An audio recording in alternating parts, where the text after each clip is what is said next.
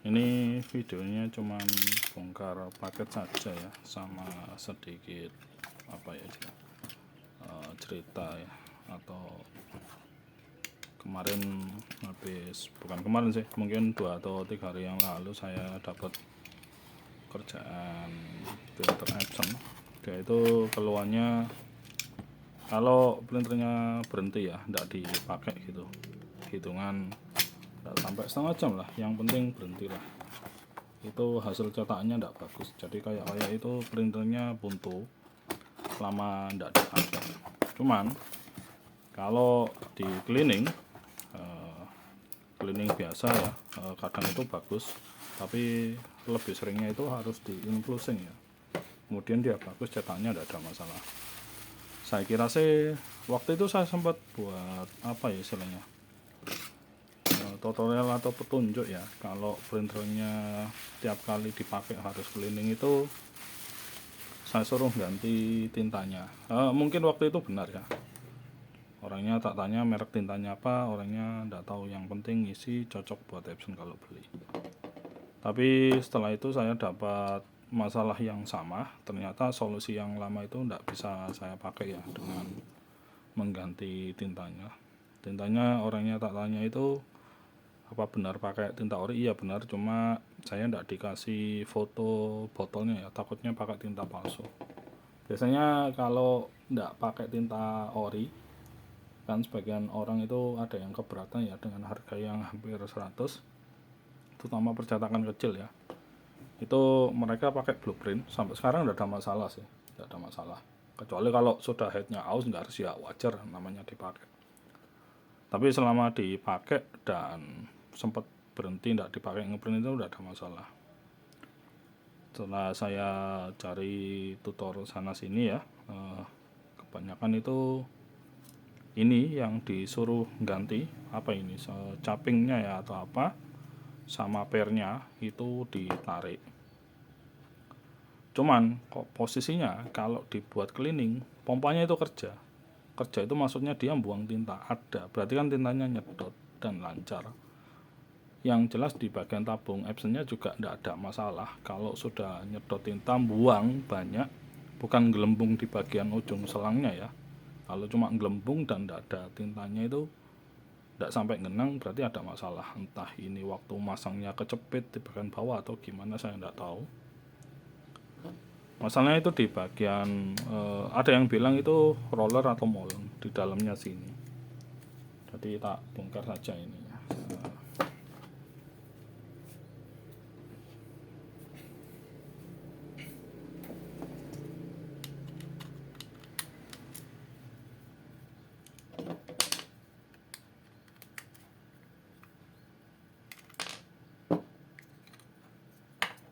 Oke, ini tak keluarkan. Nah ini di bagian sini. Nah itu harusnya rata kayak gini. Nah, kayak gini. Kalau ada cekungan kayak gini ya, nah itu kayak cekung gitu, itu menyebabkan rollernya itu ndak bisa bergerak ke sini. Jadi dia muter di sini terus. Posisi waktu berhenti, otomatis selangnya posisinya kejepit, ditekan. Ya jelas tintanya ndak akan keluar setelah dipakai, intinya gitulah. Jadi solusinya gimana kalau ini sudah ketahuan cekung? Dibelikan bisa atau diganti bisa, maksudnya diperbaiki dengan cara ini ditambal ya, diratakan, jangan dikikis ya. Kalau dikikis nanti dia membuat pompa tintanya itu tidak kerja, dalam artian tintanya nggak nyedot. Jadi suka tidak suka nyedotnya itu harus pakai suntikan gini tiap kali saat cleaning lalu kita sedot. Jadi bagusnya dibalikkan ke posisi awal barunya. Jadi ya ini kita kasih apa, pakai lem epoksi bisa, lem besi bisa, atau gimana. Pokoknya ini dibuat sedatar mungkin dan seawal mungkin kayak masih barunya, supaya dia bisa gerak gini. Kalau sih dia terlalu dalam gini ya, dia tidak bisa gerak. Kalau kita gerakan gini ya bisa gerak, tapi kan di dalamnya dia geraknya itu diputar mekanis gear, apalagi kita tidak bisa lihat. Jadi yang diratakan biar tidak cekung, ceglong atau masuk ke dalam itu bagian sini.